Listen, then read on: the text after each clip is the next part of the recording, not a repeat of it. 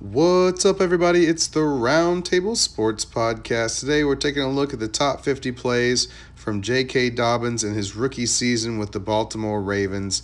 And conventional wisdom in the NFL seems to be that you start a rookie off slow with his carries and with his touches, whether that's, him earning it with the team or whatever that is. If it's the analytics or whatever, that happened to a bunch of different running backs, Cam Akers and the like, that showed, that they had some NFL moxie and definitely had NFL speed like JK Dobbins obviously does. And then as the season goes on, they get more and more touches and carries. And that certainly was the case for JK. I feel like he has a sizable upgrade in his workload coming in this upcoming season. I want to see him not only get more touches at the edges and between the tackles, which he excels at both of those things, but I want to see him get more passes as well and be involved in the passing game. I like how that gets him to the edges and gets him in space with that speed of his, because as you're going to see throughout this film here, the speed absolutely plays.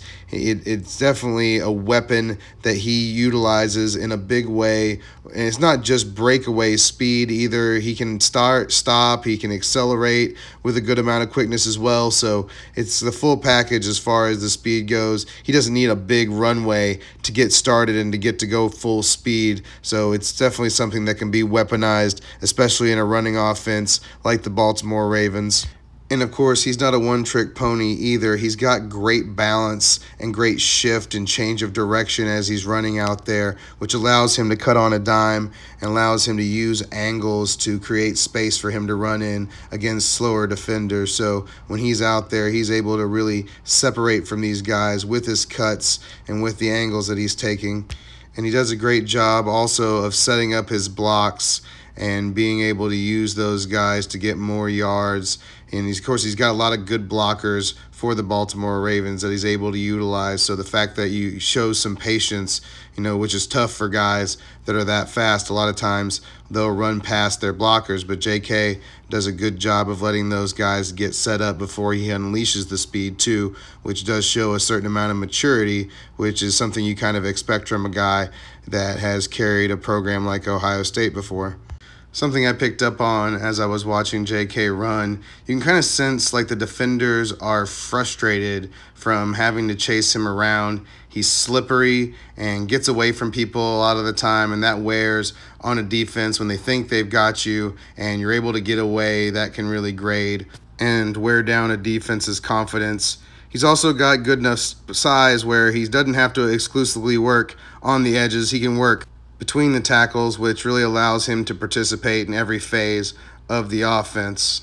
There are going to be a lot of carries and a lot of touches for the Baltimore Ravens running back situation this year. And of course, with no Mark Ingram in the mix and then Justice Hill not quite being on the same level as J.K. Dobbins or Gus Edwards, I got to feel like it's going to be all J.K., Gus, and Lamar Jackson. I'm sure Justice will get in there at times, but still, I think JK's in for a big workload. I think Gus is going to get a sizable workload as well. I love the way that Gus runs the ball too, so to have them be the thunder and lightning situation for the Baltimore Ravens, that's big for Baltimore to have that type of situation as much as they run the ball. And of course, Baltimore invested in their offensive line once again, which I always appreciate when an NFL team is willing to do so. They paid Ronnie Stanley a big contract, and nothing would be better for the Baltimore Ravens than to get him back at full health, because that guy is a monster, no doubt. So having him back would definitely be a big deal with health. And so when you pay a guy like Ronnie Stanley, you have to trade Orlando Brown if you want to get value out of him. I guess you could have let it play out this year, but you're going to lose him for a third-round pick, a compensatory pick, if you don't trade him. So Baltimore traded him, but they immediately invested in the offensive line, getting Villanueva, and of course they had brought on Kevin Zeitler as well. That's allowing them to hold a humongous competition at at left guard with a bunch of guys that I think are capable of playing the position. And then you throw in the Ricard. I love seeing Ricard out there, some of his blocks, and just, having him be able to catch the ball and also run with the ball a little bit, and, have him be the heavy for your offense is really good to pair him with Mark Andrews. So I always appreciate seeing him out there. I always imagine him in like a steamy gym with a humongous sandwich, just, going to town on a sandwich and then deadlifting like 500 pounds a bunch of times. So hopefully he's out there crushing the offseason like I know my boy JK is. And certainly I find myself wanting to get JK in fantasy drafts. You have to draft him kind of in the third. Maybe you get lucky and get him in the fourth round, but he definitely is getting drafted as the featured guy for Baltimore, and I can see why. I made this video to show you that kind of what I saw when I was watching the film with this guy, because, man, I just think he's explosive.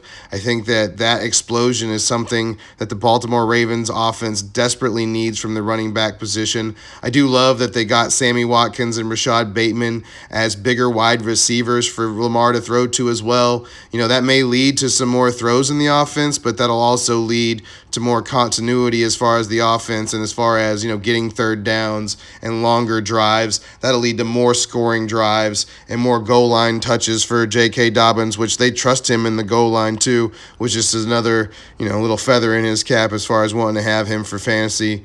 Really, the rushing situation is so plush, it can support JK and Gus, I think.